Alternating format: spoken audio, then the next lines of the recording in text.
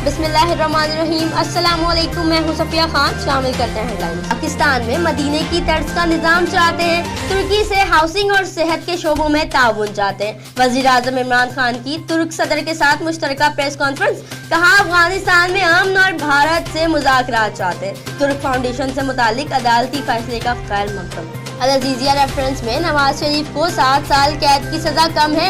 नैब ने Islamabad high court के एतराज़ात दूर करके दरख्वास्त दोबारा जमा करा दी।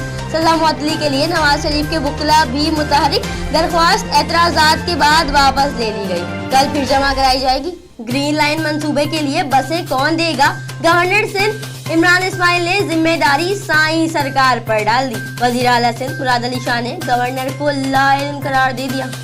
दूध की रखवाली पर बिल्ला नहीं बिठाया जा सकता।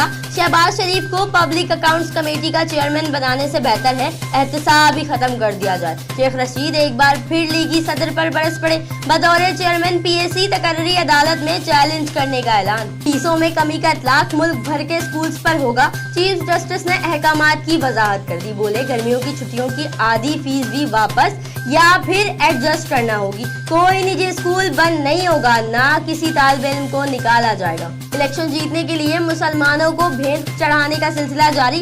भारत का असल चेहरा फिर सामने। रियासत बिहार में गाय की चोरी का इल्जाम लगाकर 55 साला मुसलमान को तशद्दुद के बाद कत्ल कर दिया गया। फिर वक्त इतना ही। मजीद खबरों और अपडेट्स के लिए विजिट कीजिए हमारी वेबसाइट csnlive.tv। इसके अलावा हमें ट्विटर और फेसबुक पर भी ज्वाइन कर सकते हैं। देखते रहिए CSN।